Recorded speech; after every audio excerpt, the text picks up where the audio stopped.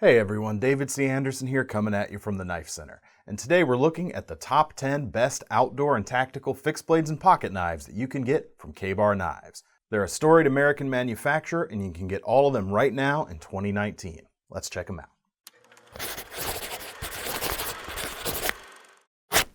So first up is the KABAR. This knife is the archetype, the 1217 USMC Fighter, which is perhaps the most famous fighting knife in history.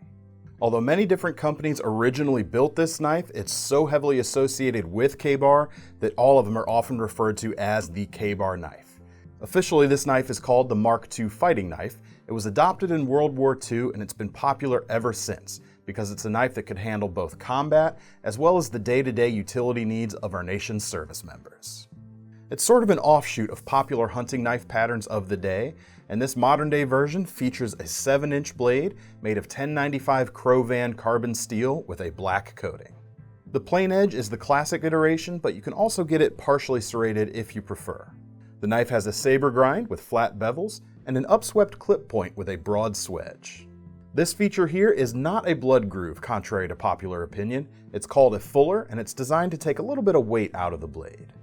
On the reverse side of the ricasso is marked the initials USMC. Although there are other branch designations that are available, you can also get it blank if you want, if you're uncomfortable using a knife with a military designation that you haven't served under. The handle itself is made from stacked leather washers, although grippy craton is also an option these days. And it has a nice oval cross-section that fills the hand and indexes very easily. You can see that the blade is offset from the handle just a little bit, and this keeps the point more in line with the handle for thrusting. And we have a stamped crossguard that protects both sides of your hand from slippage. In classic fashion, the knife comes with a nice sturdy leather sheath with a snap closure. Still issued to troops to this day, the KABAR, the USMC Fighter, is a classic. And honestly, any knife collection worth its salt needs to have one of these in it. Reintroduced not too long ago, the KABAR USN Mark I carries a similar vibe to the USMC Fighter, but in a smaller, more utilitarian shape.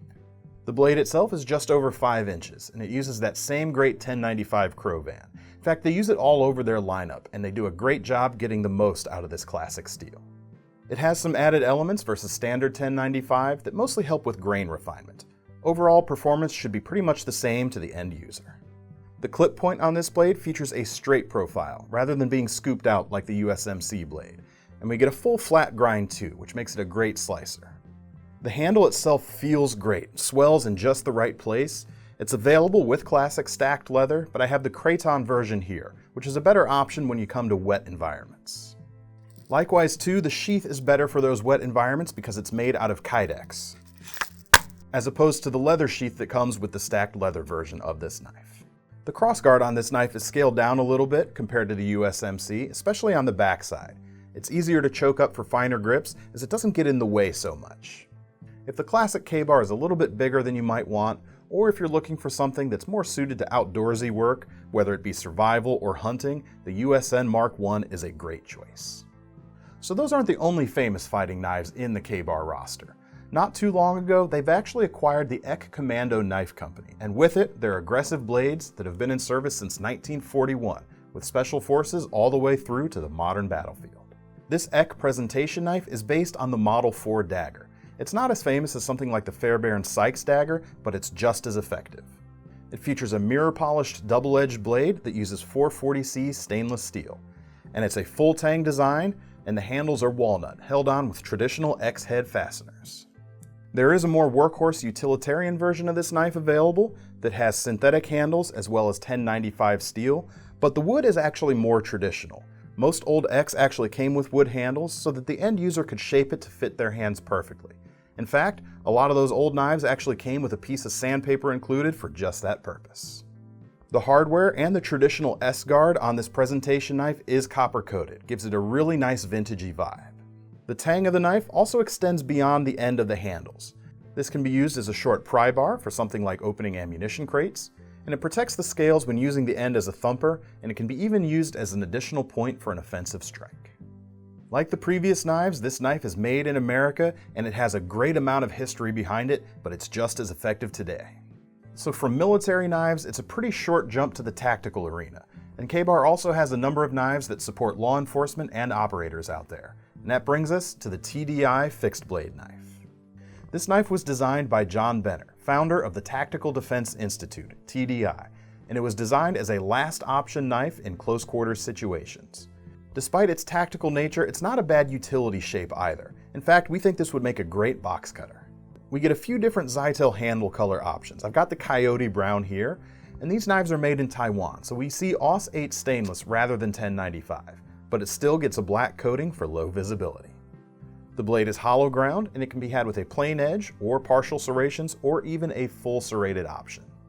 The knife clicks nicely into the sheath, and on the back we see KABAR's popular TDI belt clip. This makes it easy to clip on and off of your belt, but it's not likely to slip off thanks to a built-in retention tab. This model has been around for quite a while because it's built well and it's dead simple to use effectively.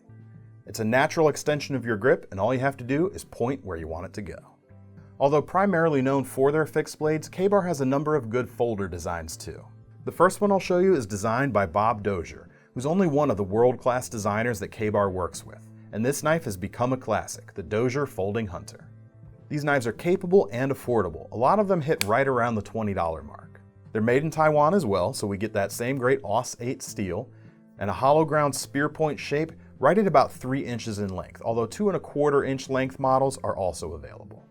The knife opens with a single thumb stud, so it is right-hand biased, but the pocket clip itself is reversible to either side.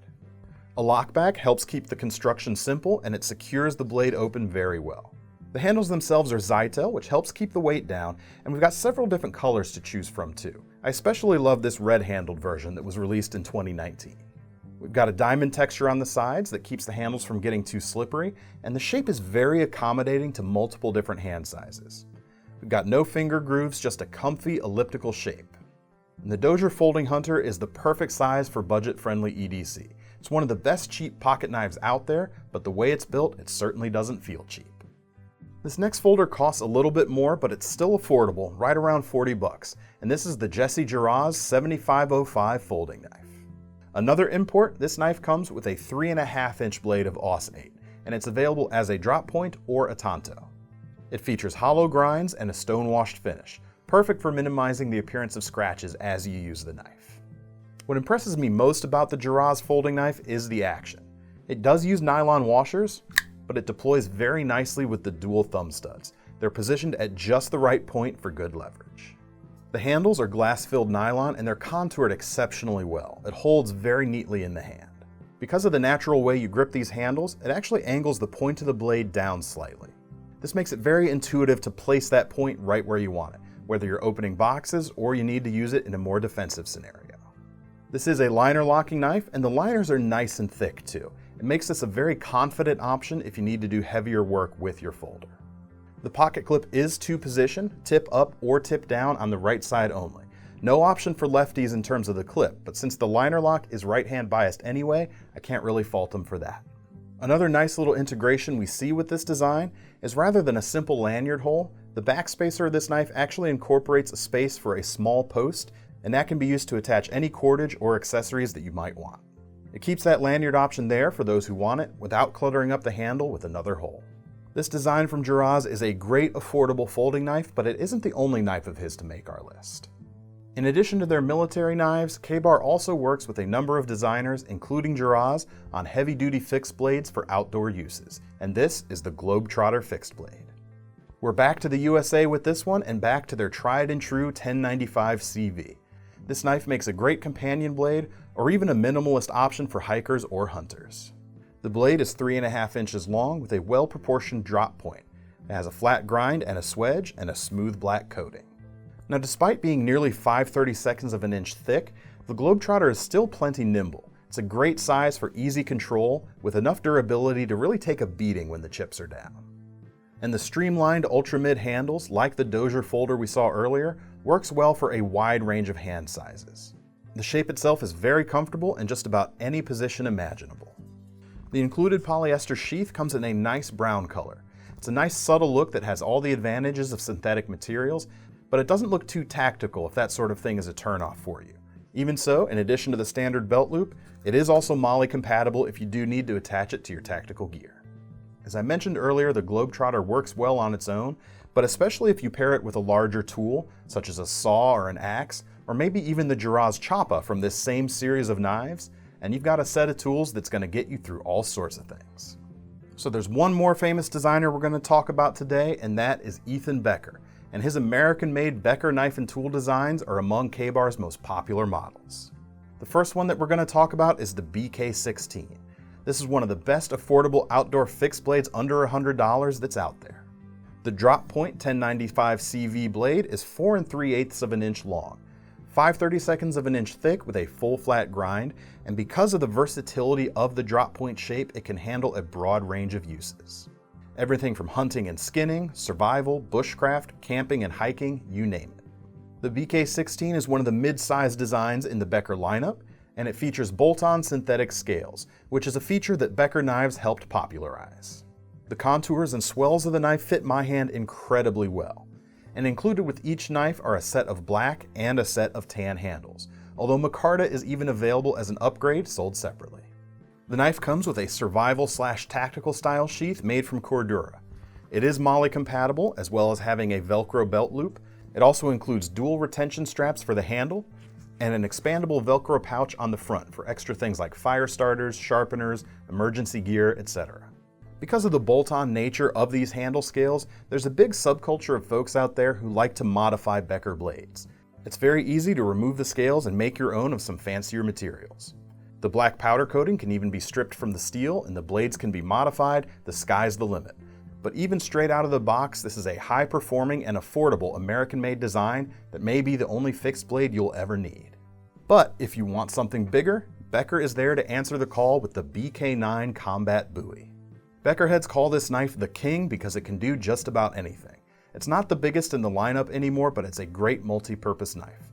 It works well as a chopper, an impromptu machete, tactical and breaching rolls, even some hunting. It would make a great pig sticker. And you can always choke up and secure the handle to your arm with a lanyard and do some big game skinning in a pinch. The 1095 CV blade is 3/16 of an inch thick and 9 inches long. It hits hard, and it even has enough length to easily split wood using a baton. But it's still balanced enough to execute some finer carving needs like notching or making feather sticks. The BK9 uses the full-sized Becker handles as opposed to the mid-sizer on the 16. And these are some of the most comfortable big knife handles ever created. They're bolt-on, of course, and they come in black, although other colors are also available, as well as that micarta upgrade option. The synthetic handles even have some space inside that can be used to store some emergency gear if you are so inclined. Just make sure you have a way to get into those handles if you need them. Or if you want more room, you can turn to that nylon sheath. It's got that same great pocket on the front for extra gear, and it even has a small sheath insert that'll fit a Becker BK13 Remora. Makes a great way to have an extra little edge on you if you need it. Also, just like the BK16 sheath, we get a snap-equipped retention strap, although only one in this case, as well as a Velcro belt loop and MOLLE-compatible backing. Whether you're just getting into big knives or you have a ton of experience under your belt, the BK9 is a solid choice. Last up is another big guy, the KABAR Kukri machete from their series of heavy cutting tools. Now there are plenty of choppers in the KABAR lineup and a few other Kukris as well. The Becker BK21 is my personal favorite, but this list couldn't be all Beckers, and I couldn't leave out this series either because they're economical and very capable. We're ending the list with another Taiwan blade using 1085 carbon steel, which is a little bit tougher than their 1095 CV. The weight-forward Kukri shape has a history of combat use, being both an agrarian tool and a weapon in Nepal and India, but it's great for general field use as well. You could use it to chop down vines or small branches, clear a campsite. It can even be used as a draw knife because there's plenty of meat on the blade to grab onto. The handles are synthetic and they offer a lot of grip. They actually even emulate the look of the stacked leather, but we have a broad bird's beak at the back that's going to help with retention when you're swinging this big blade. Now, if the Kukri shape isn't your thing, there are other blade shapes in this series as well. This includes a more conventional short cutlass machete and the broad warthog fixed blades that can be had as well. So that's it for our top 10 KABAR list. What do you all think? Did we leave anything out? Be sure to let us know your favorite KABAR knife in the comments, and to get your hands on any of these knives, use the links in the description to head over to KnifeCenter.com. And be sure to sign up for our Knife Rewards program while you're there too, because you might as well earn some free money for buying a knife that you were gonna buy anyway. I'm David C. Anderson from the KnifeCenter signing off. See you next time. Both sides of your hands. Oh, really? Knife guy. We can't use that. We can't use that. No. What is a quip point? Wow, that's a new one. A snappy comeback.